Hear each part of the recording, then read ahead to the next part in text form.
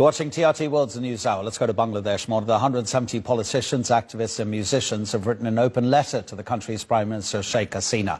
These are international figures, by the way, and they're asking her government to show leniency to stop what they call the persecution of the Nobel laureate Muhammad Yunus. The statement was issued at the same time as this, a pro-Yunus demonstration. The signatories of that open letter include the former US Secretary of State Hillary Clinton, the billionaire businessman Richard Branson, also the lead singer of U2, Bono.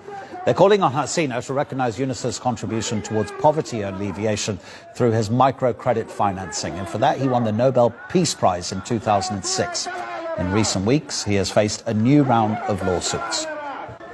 The government of Sheikh Hasina Wajid turns its eyes from the looting of the banking system to the tune of 30,000 crores by one group and 11,000 crores by another, roughly 30 billion and $11 billion.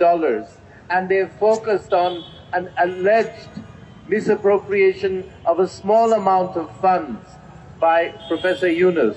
It's a false accusation, which we firmly reject.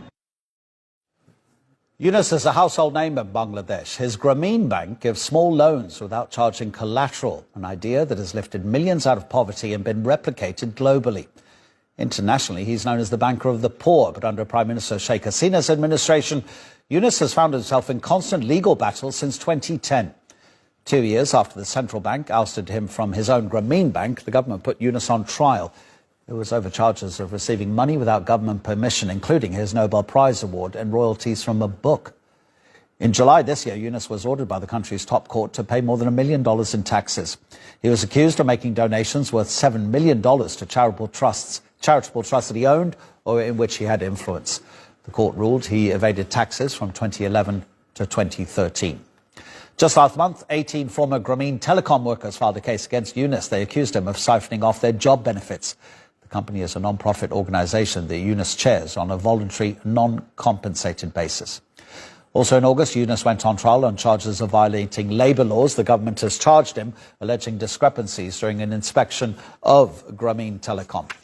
Let's go to Dhaka and speak to Mohammed Kamruzaman. Mohammed, tell us first of all about Muhammad Yunus's standing in Bangladeshi society. Is he as an individual maybe more popular than the government itself? Thank you very much, Tedwell. Actually, Dr. Muhammad Yunus is a very popular figure in this country. His role to alleviate poverty from this country, especially from urban areas to the remote rural areas of the country. Dr. Yunus is a very popular figure, and there is allegations from the supporters of Dr. Yunus that actually the ruling Awami League government chief Prime Minister Sheikh Hasina is personally jealous to Dr. Yunus. These Prime Minister, you know that in 1997 there was a peace treaty in the hilly region of this country, and Prime Minister Sheikh Hasina since then has been expecting for a Nobel Peace Prize, but Dr. Yunus was selected for Nobel Peace Prize. Since then, this is the allegations of his supporters that since then Prime Minister Sheikh Hasina is very much zealous to Dr. Yunus, and that's why the ruling Awami League government now is trying to defame Dr. Yunus and try to tarnish the image of Dr. Yunus here in the country as well as in the whole world. That's why government actually doing different steps against Yunus, and it is also the allegations of the supporters of Yunus that the courts and other administration and government departments, the Anti-Corruption Commission and other vital departments, all are under the command of the government. So there is little hope for fair and transparent justice by Dr. Yunus. That's why there is huge concerns among the supporters of these Nobel Peace Laureate. Yeah, I mean, we've outlined the latest cases against him. Mohammed,